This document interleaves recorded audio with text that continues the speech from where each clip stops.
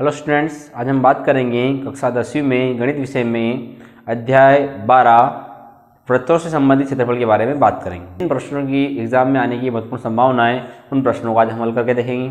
ठीक है, आपको मैं 5 या 6 प्रश्न ऐसे बताऊंगा जिनमें से 2 या 3 प्रश्नों को यहाँ हल करके देख लेंगे और बाकी के प्रश्नों को आप घर पे हल कर सकते हो। ठीक है, या उनको अच्छी तरह से प्रैक्टिस कर लेना, इस अध्याय से पूरे अंक आप कवर कर सकते हो।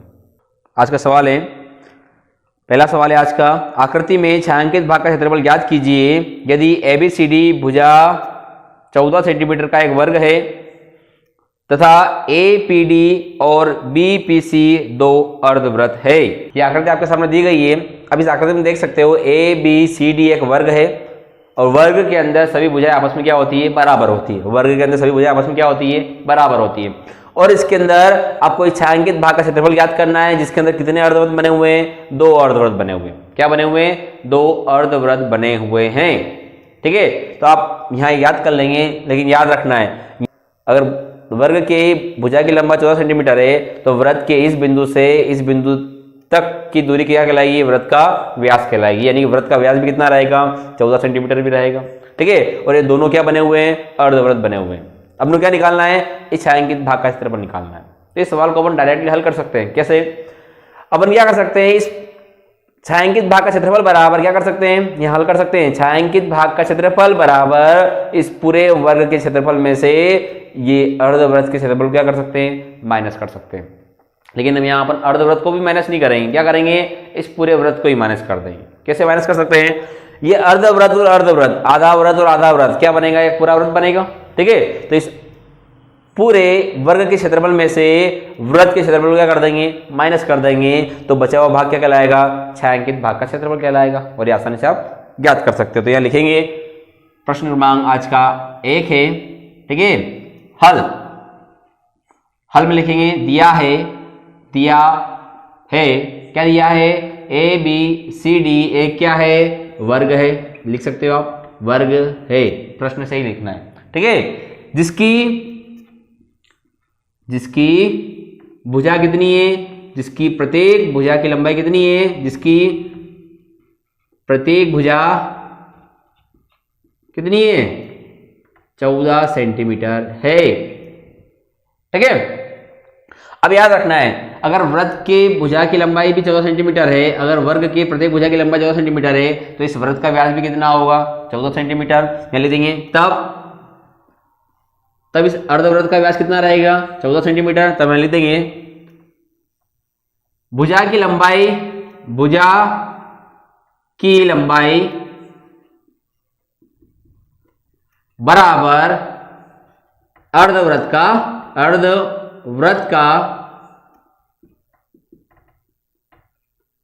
व्यास बराबर कितना रहेगा, 14 सेंटीमीटर रहेगा।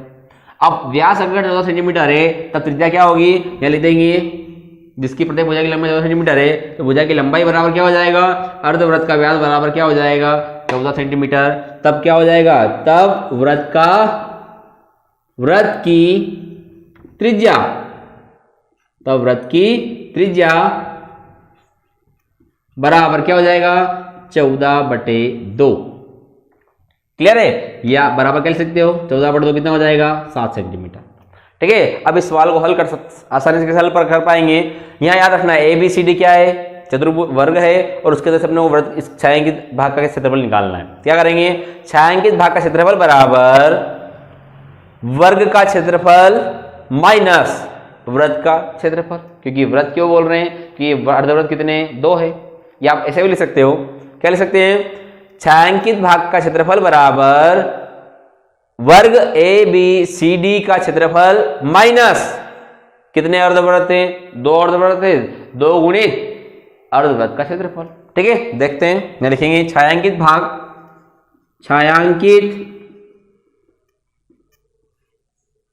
भाग का क्षेत्रफल बराबर क्या लिखेंगे, ABCD वर्ग का क्षेत्रफल माइनस क्या हो जाएगा, कितने अर्धवृत्त थे, 2 अर्धवृत्त थे, तो क्या लिखेंगे 2 गुणित अर्धवृत्त का क्षेत्रफल, अर्धवृत्त का क्षेत्रफल। ठीक है, एबीसीडी एक वर्ग है, वर्ग का क्षेत्रफल क्या होता है? भुजा का स्क्वायर। क्या होता है? भुजा का स्क्वायर। देंगे भुजा का स्क्वायर, वर्ग का क्षेत्रफल क्या होता है? भुजा का स्क्वायर माइनस 2 गुणित अर्धवृत्त का क्षेत्रफल क्या होता है? 1/2 पाई आर स्क्वायर। क्या होता है? 1/2 पाई आर स्क्वायर। वृत्त का क्या होता है? पाई आर स्क्वायर। अर्धवृत्त का क्या होगा? 1/2 पाई आर स्क्वायर। यहाँ याद रखना है, 2 से 2 क्या हो जाएगा? कैंसल। 2 से 2 क्या हो जाएगा? कैंसल। भुजा कितनी है? भुजा बराबर है 14 सेंटीमीटर। लिखेंगे 14 का स्क्वायर माइनस पाई का मान कितना होता है? 2 से 2 कैंसिल हो गया। पाई का मान कितना होता है? 22/7 इंटू आर का स्क्वायर का मान कितना है? 7 है। तब क्या करोगे? स्क्वायर लिखने की बजाय 7 गुणित 7 2 बार लिख देना। 7 से 7 क्या हुआ? कैंसल, क्योंकि अगले स्टेप में 7 × 7 लिखोगे तो ये आपको गुणा करने में, ध्यान रखने में आसानी होती है। तो 7 गुण क्या लिख दिया? 7 लिख दिया। 7 से 7 क्या हुआ? कैंसल। अगले स्टेप में क्या लिखेंगे? 14 का स्क्वायर कितना होता है? 196 माइनस 22 से गुणा 7 में किया, 22 7 154 होता है। कितना होता है? 154। आप इसको इसमें से माइनस कर सकते हो। कितना आएगा? 6 में से 4 गया, कितना बचा? 6 में से 4 को माइनस करोगे आएगा 2। 9 में से 5 को माइनस करोगे कितना आएगा? 4। 1 में से 1 गया 0। छायांकित भाग का क्षेत्रफल कितना आ गया? 42 सेंटीमीटर स्क्वायर। अतः करके आप लिख सकते हो, क्या लिख सकते हो? अतः छायांकित भाग का क्षेत्रफल, अतः छायांकित भाग का क्षेत्रफल बराबर कितना आ जाएगा? 42 सेंटीमीटर स्क्वायर। ये हो गया आपका सवाल। क्लियर है? ये आपका सवाल क्या हुआ है? कंप्लीट हुआ है। आज का हमारा दूसरा सवाल है, आकृति में छायांकित क्षेत्र का क्षेत्रफल ज्ञात कीजिए। यदि O वाले दोनों सकेंद्रीय वृत्तों की त्रिज्याएं क्रमशः 7 सेंटीमीटर और 14 सेंटीमीटर है तथा AOC बराबर 40 डिग्री है। आकृति आपकी दे रखी है। आकृति में 2 सकेंद्रीय वृत्त दे रखे हैं। एक वृत्त की त्रिज्या कितनी दे रखी है? 7 सेंटीमीटर दे रखी है। दूसरे वृत्त की त्रिज्या कितनी दे रखी है? 14 सेंटीमीटर दे रखी है। ठीक है, अब यहाँ क्या करना है, और यहाँ जो बनने वाला कोण जो है AOC, या बनने वाला कोण कितने डिग्री का है? 40 डिग्री का है। ठीक है, और यहाँ क्या याद करना है? ये छायांकित भाग, इसका क्षेत्रफल निकालना है। ठीक है, लेकिन आप इस आकृति को समझिए, इस सवाल को किस तरह से हल कर सकते हैं। तो यहाँ देखना, अगर आप इस बड़े वृत्त के लिए बात करें तो बड़े वृत्त के लिए त्रिज्या यहाँ से लगा करके कहाँ तक है? A तक है। कितना सेंटीमीटर है? 14 सेंटीमीटर है। और यहाँ O से लगा कहाँ तक है? C तक है। ठीक है, तो आप यहाँ देख सकते हो AOC जो है ये क्या बन रहा है? एक त्रिज्यखंड बन रहा है। किसके लिए? इस बड़े वृत्त के लिए। ठीक है, तो इस बड़े वृत्त के त्रिज्यखंड में से यदि अपन इस छोटे वृत्त के त्रिज्यखंड को अगर माइनस कर दें, इस पूरे एरिया में से अगर इस इतने से क्षेत्रफल को अगर माइनस कर दे तो ये बचा हुआ भाग आ जाएगा, रहेगा। तो यही भाग क्या करना अपने को? ज्ञात करना है। ये कौन सा भाग है? छायांकित भाग है। तो इस तरह से हम इस सवाल को अपन आसानी से भी हल कर सकते हैं। कैसे? तो देखते हैं। आज का सवाल है हमारा सवाल नंबर 2। क्या करना है? हल करना है। हल में यहाँ 2 वृत्त की त्रिज्या है। ठीक है, यहाँ एक 2 सकेंद्रीय वृत्त है जिसकी एक भी त्रिज्या कितनी? 7 सेंटीमीटर है, दूसरी कितनी है? 14 सेंटीमीटर है। ठीक है, और दिया गया कोण कितना है?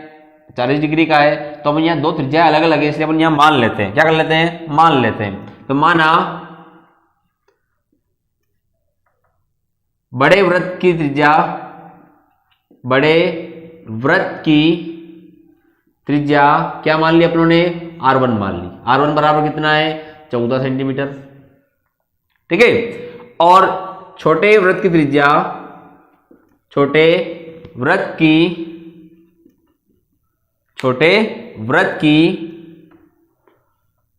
त्रिज्या R2 बराबर कितनी हो गई? 7 सेंटीमीटर दे रखी है।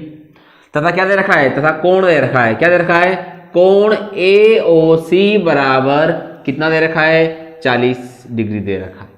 ठीक है, तो अपने क्या निकालना है? इस छायांकित भाग का क्षेत्रफल निकालना है। तो क्या लिखेंगे? छायांकित भाग का क्षेत्रफल, छायांकित भाग का क्षेत्रफल बराबर क्या लिखेंगे? त्रिज्यखंड, बड़े वृत्त के लिए बात कर रहे हैं तो यह क्या लिखेंगे? बड़े वृत्त का त्रिज्यखंड क्या लिखेंगे, बड़े वृत्त के लिखना, बड़े वृत्त के त्रिज्यखंड का क्षेत्रफल। किसकी बात करेंगे, इस बड़े वृत्त के त्रिज्यखंड दिख रहा है क्योंकि दो त्रिज्याओं द्वारा काटा गया क्षेत्र है। क्या लिखेंगे, बड़े वृत्त के त्रिज्यखंड का क्षेत्रफल माइनस क्या कर देंगे, छोटे वृत्त के त्रिज्यखंड का क्षेत्रफल लिख देंगे, छोटे वृत्त के त्रिज्यखंड का क्षेत्रफल। अब त्रिज्यखंड के क्षेत्रफल का सूत्र याद होगा ही सही आपको। देखिए छायांकित भाग का क्षेत्रफल बराबर छायांकित भाग का क्षेत्रफल बराबर क्या हो जाएगा, बड़े वृत्त के त्रिज्यखंड का क्षेत्रफल। अब बड़े वृत्त की त्रिज्या कितनी मानी, r1 मानी है, तो त्रिज्यखंड का क्षेत्रफल का सूत्र क्या होता है, थीटा बटे 360 इंटू क्या होता है, पाई r1। याद रखना क्योंकि बड़े वृत्त की त्रिज्या क्या मानी अपने r1 मानी है, तो r1 का स्क्वायर माइनस छोटे वृत्त के त्रिज्यखंड का क्षेत्रफल। त्रिज्यखंड का क्षेत्रफल क्या होता है, थीटा बटे 360 इंटू पाई क्या लिखना पड़ेगा, r2 लिखना पड़ेगा। क्यों, क्योंकि छोटे वृत्त की त्रिज्या क्या मानी अपनों ने, r2 मान रखी है, तो r2 का स्क्वायर। ठीक है, अगली स्टेप में मान रखना है क्षेत्रफल बराबर, यहाँ देखिए थीटा बटे 360 यहाँ पे भी है, पाई यहाँ पे भी r1 स्क्वायर है, यहाँ पे क्या थीटा बटे 360 है, पाई r2 स्क्वायर है। इस मान में और इस मान में डिफरेंस देखिए, काय का डिफरेंस है, केवल डिफरेंस है r1 और काय का है r2 का, बाकी यहाँ और यहाँ दोनों चीज कॉमन है। तो आप क्या कर सकते हो, यहाँ से थीटा बटे 360 इंटू पाई को क्या कर सकते हो, कॉमन ले सकते हो। तो यहाँ इस सवाल को कॉमन ले लेना, सवाल आपका छोटा इजी हो जाएगा। थीटा बटे 360 इंटू पाई क्या कर लिया, कॉमन ले लिया, बचा क्या यहाँ पे r1 का स्क्वायर माइनस यहाँ क्या बचा है r2 का स्क्वायर। मान रखने से पहले ही कॉमन लेना, सवाल इजी हो जाएगा आपका। ठीक है, अब थीटा का मान कितना है, थीटा का मान है 40 डिग्री बटे कितना है 360 डिग्री, 360 इंटू पाई का मान कितना होता है 22 बटे 7, ब्रैकेट में r1 का मान कितना है, r1 का मान है 14 इंटू 14, क्यों 14 का स्क्वायर है, r1 का स्क्वायर है, माइनस r2 का मान कितना है 7 गुणित 7। ठीक है, अब क्या करोगे, लिस्ट में हल करोगे, 40 बटे 360 है तो 0 से 0 क्या हो जाएगा, कैंसल, 4 एकम 4, 4 नम 36, ये कैंसिल हो गया है। ठीक है, क्या बचा है 1 बटे 9 गुणित क्या लिखा हुआ है 22 बटे 7, ब्रैकेट के अंदर 14 का स्क्वायर कितना होता है 196 होता है 196, माइनस 7 का स्क्वायर कितना होता है 49, कितना होता है 49।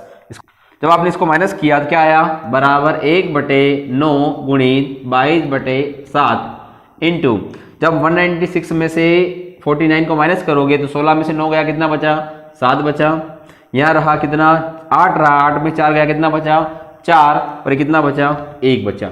अब यहाँ देखिए बटे में 7 है और कितना 147 है, तो 7 1 जा 7, 7 2 जा 14 और 7 1 जा 7, कितना आया 21 आया।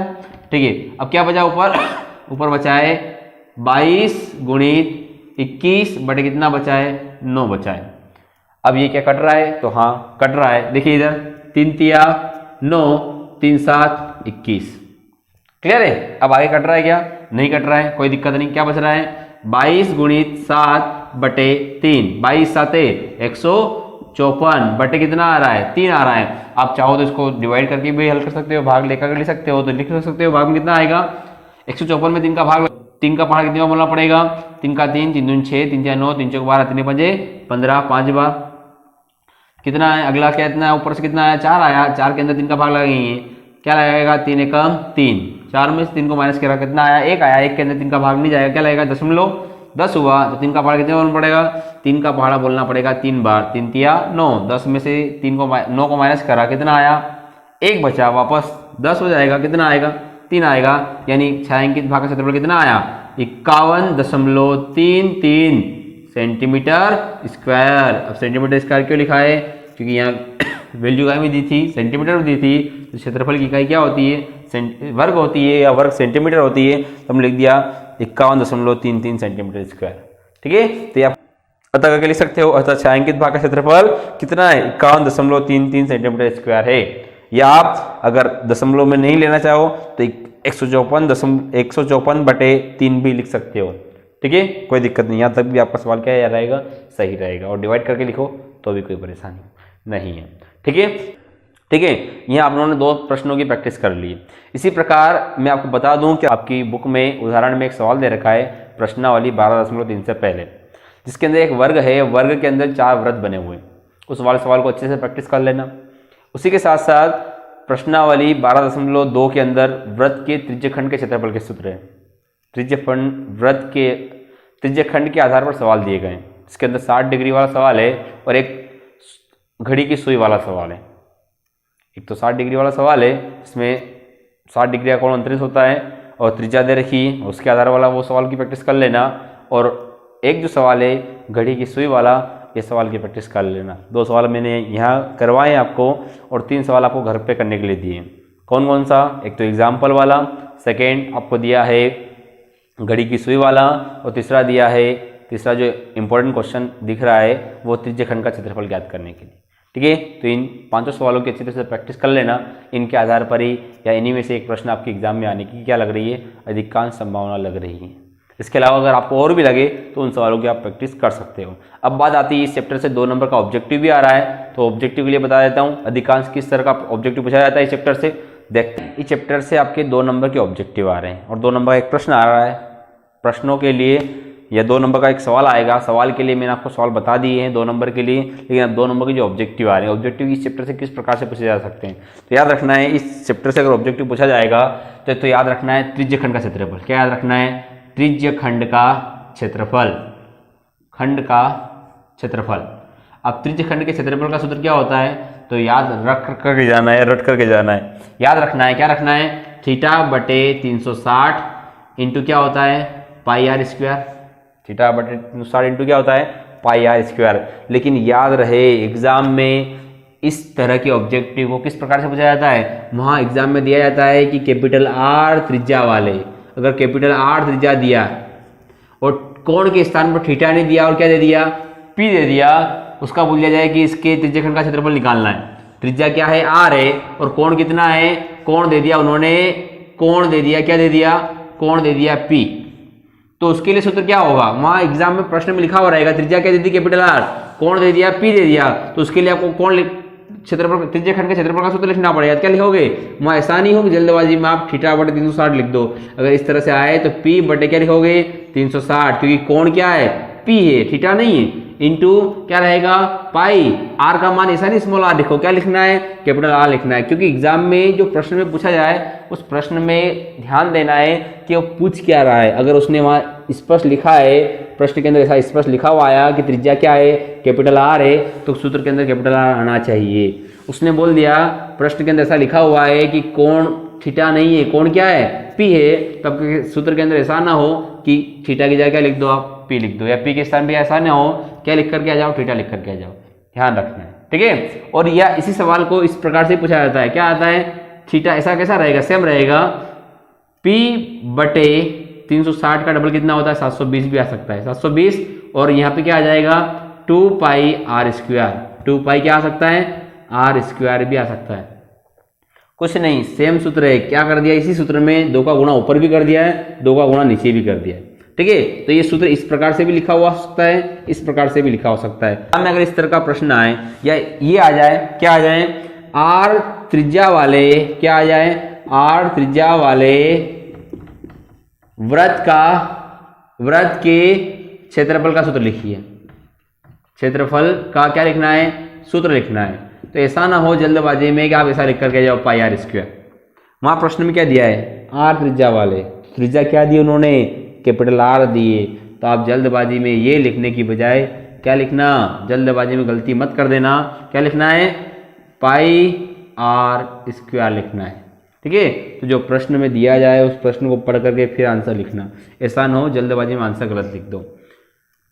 थीटा दिया जाए, आर दिया जाए तो आर लिखना है, थीटा दिया जाए कोण के स्थान पर थीटा लिखना है, कोण पी दिया जाए तो पी लिखना है। जो प्रश्न में दिया जाए उसके आधार पर लिखना है, ठीक है। और इससे ऑब्जेक्टिव जो 2 आएंगे, एक तो आ सकता है त्रिज्यखंड का क्षेत्रफल, एक आ सकता है इस तरह के आधार पर क्षेत्रफल, ठीक है। ये एक और क्या आ सकता है? तो सत्य सत्यम भी आ सकता है। अगर आपको दिया जाए सूत्र दे दिया जाए उसके अंदर त्रिज्या आर है या नहीं है, इस तरह से आपका ऑब्जेक्टिव आ सकता है। लेकिन खास करके आपके 2 नंबर के ऑब्जेक्टिव जो रहेंगे वो क्षेत्रफल के सूत्र के ऊपर ही रहेंगे। अलग से वैल्यू रख करके ऑब्जेक्टिव इसके अंदर से नहीं आते हैं। अधिकांश ऑब्जेक्टिव जो पिछले एग्जाम में पूछे गए वो क्षेत्रफल, त्रिज्यीय खंड के क्षेत्रफल के आधार पर सूत्र आते हैं, या ये कैपिटल आर या कोण के स्थान पर सिंबल चेंज करके प्रश्न पूछे जाते हैं। तो इस सिंबल का ध्यान रख करके आप ऑब्जेक्टिव को हल करें, ठीक है। और भी आपको लगे तो आप अपनी बुक में से और भी तैयारी कर सकते हैं। ओके, ठीक है।